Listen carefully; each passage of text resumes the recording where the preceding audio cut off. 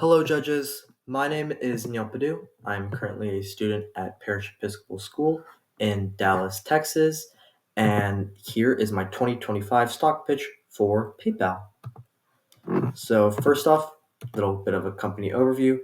PayPal, as many of you know, is an online payments company, which allows transfers between you and your friends, and when you go to shops, you can also pay the merchants. And currently, PayPal has 426 million active accounts in 200 plus countries, supporting 190 markets with 25 different currencies.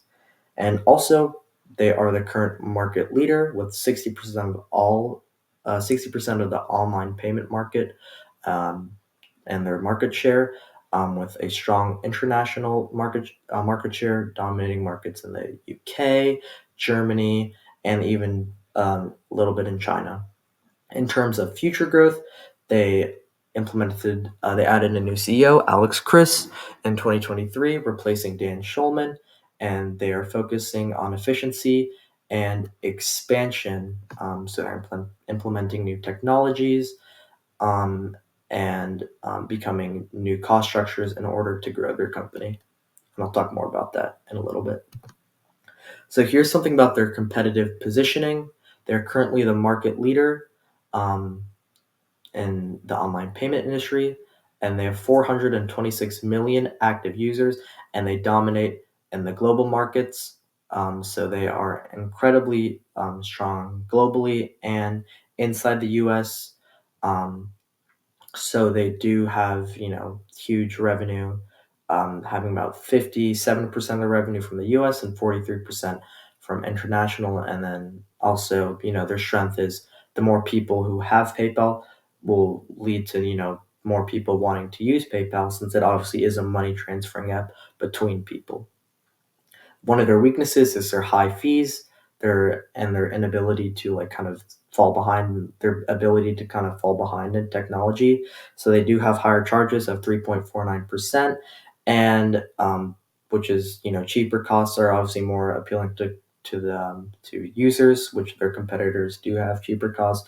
Block Inc. does have around a 2.7% charge for transactions, and that does make it a little bit more appealing. And in terms of technology, PayPal has fallen a little bit behind, but since they are the market leader, it hasn't affected them too much. But if they continue to fall behind in the new technologies like buy now, pay later, they will definitely lose some of that market share. Their growth potential, um, and some of their opportunities are expanding in areas like their crypto, which they have like a little crypto wallet where you can transfer crypto in and out. They have a buy now, pay later feature, which, if they continue to use, can be incredibly useful. They have AI security and AI, like analyzing different things to make your checkout faster.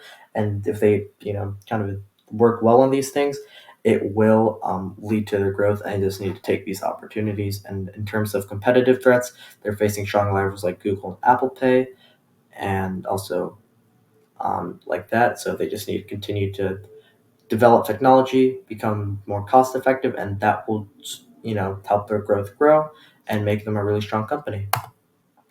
Here's a little industry overview. So this is for the online payments industry. They have a rapid change. So new technology is important. So make sure everything's working. Make sure your app is as good as it can possibly be. And you need to be always using the best technology possible. And customer demand. So obviously security is important. Affordability is important, and convenience is important. So people obviously care about their money. They don't want their money to be stolen, and they don't want to use too much money, and they don't want to waste too much time. So you want to attract customers by catering to their needs, and these are three of the biggest ones. And also frauds. Obviously, like I said before, people don't want their money stolen, and as you can see on the graph on the left, frauds have been on a rise, and that's in a staggering 49% increase in 2022. So companies need to implement new technologies like AI fraud detection, and they also need to keep up with regulations. So what is the government mentioning? What is the government talking about? Stricter, financial securities. Make sure they're following all the rules, and also AI. Make sure they're using AI to do like risk management and make their apps safer, and also use it to make them more efficient, and analyze make sure people can check out quickly and without wasting their time. Here is a little investment summary. So, like I said before, PayPal is the market leader. They have a large global presence. So that's why they should invest, because they're not going to go anywhere. Nothing's gonna happen. They're the largest company, so they really aren't gonna start to fade away. They're gonna be there for quite some time. They are also implementing new cost efficiencies, so they will be generating more money. They will be more profitable. So they have they have implemented a workforce reduction in 2024, which they have $575 million, which they will reinvest into business growth, so technology and cost structures. Finally, their stock valuation. So in 2023, their P/E ratio was 32, which is extremely overvalued. So their stock price was extremely overvalued. But in 2025, it fell to a little less than 17. So now it's at a fair value, and it will be a strong buy, especially right now. So that's why I rated a buy, because it is a good valued stock now compared to past years, and it will be experiencing new growth because of the changes it's implementing. Financial analysis. So here's a little analysis of their financials. In terms of profitability, they are profitable compared to their competitors. So you can see they have in comparison to Block's 14.36% return on equity, or their ROE. Um, they do PayPal does have a 20.31%, so they are more profitable. They did have a $300 million profit increase in the past year, and they have an 18.4% profit margin, so they are a very profitable company. In terms of growth, I used a earnings model to predict the growth, and I kind of divided their different revenue drivers into subcategories and determined the growth through research and various things, including like 10K reports and other stuff like that, which was besides the point. But they will have a 12% annual revenue growth, with transaction revenue being the main driver for that growth. And transaction revenue is just the money they're making from transactions. And simply because they're the dominant, you know, the dominant company in their sector, they will continue to attract more users. Users will continue to grow, and therefore more users, more transactions, and therefore their transaction revenue will increase. But this also leads to a deep increase in their transaction in their expenses, mainly driven by their transaction expenses, since they do have to pay a fee to different processing companies like Visa and Mastercard, which they will, with more transactions. Obviously, they do have to pay more fees, hence the increase, but the revenue will increase at a better rate of 15% compared to the expenses increase of 6.5%. Their balance sheet, main thing to mention is they are a stable company, as you can see by their assets and liabilities. There's really little risk of the company completely fading away. They can recover from major debt, and they also are a debt. They also have a 0.58 debt to equity ratio, so they are very stable, and they will continue. They aren't using their debt to grow, and they are continuing to be a really stable and safe investment.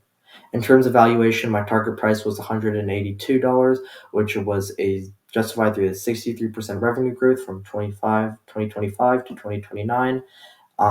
So they will implementing the change. They will grow around 12% each year in terms of revenue, and this will lead to large increase in their revenue. Hence, their earnings uh, and stock price correlate. So obviously, their stock price will go much higher. Here are some investment risks that kind of disapprove my thesis, and these are potentially that could happen. So rising P/E ratio. So if the P/E ratio jumps to 25 or higher, and this growth may not be justified by the price of the stock. So if too many people are buying the stock, then it kind of disqualifies my point about the P/E ratio being good. So if that does happen, then And that's another one of the risks. Also, increased competition. So, if PayPal happens to fall behind in technology and different things and different cost structures and new features, they will lose some of their users and some of their market share. And then poor reinvestment. So, if they don't follow up on their cost structures, if they're not implementing new technology and they're falling behind, then obviously they're not going to grow and they're going to have very slow growth, and it's definitely not going to be that 63% growth over those 5 years. ESG considerations. So, what are they doing in terms of this? So, their ESG rating is rated 18.9, so they're not really have much risk. And in terms of their social initiatives, they reinvested 20.9 billion into nonprofits and provided 28.2 billion in small businesses. So, they are very active in their communities and they are giving back. In terms of environmental efforts, they have little risk, so they have made their risk as close to zero as possible. So they made their data centers 100% renewable energy, and their operating emissions by 75%. They've reduced them since 2019. And to accomplish their ESG goals, they use a three-phase process of research, stakeholder engagement, and prioritization. So they'll research what problems are important. Stakeholder engagement, they'll get their opinion of their employees and stakeholders. And the prioritization, they'll kind of, which one of these is most important, which one of these will make the most impact on the most people, and they'll kind of see which one should they do first. Their AI considerations, they use AI on three main things. First of all, personalized payment options. So let analyze transaction histories and suggest your preferred payment and make it more convenient. And that kind of ties into their streamlined checkout. So AI will remember your shipping details and which things have you used in the past, and will use that to already pre-select their options, making checkout much faster. And advanced security, AI detects fraud by analyzing transition patterns, and you can see this graphic here, fraud detection. So it kind of gets some training, and it'll kind of follow this cycle of doing analyzing and then analyzing patterns and various things. And then here on the left is an example of the one-click checkout. Finally, leadership. CEO Alex Chris is a former Intuit executive, led uh, he has led Venmo before, and he's kind of one of their major employees. And now he's also been involved in many startups, and now he's implemented the one-click checkout, which is a new feature, which is under his leadership, as I previously mentioned. And he has been wanting to make this more a cost-effective company and a just more technological, more having more growth. In terms of shareholders, they have 78% of their shares are owned by institutional shareholders. So top shareholders include Vanguard, BlackRock, and State Street. And they currently have 12 board members, including their CEO, Alex Chris. Thank you for your time, and I hope you have a great rest of your day.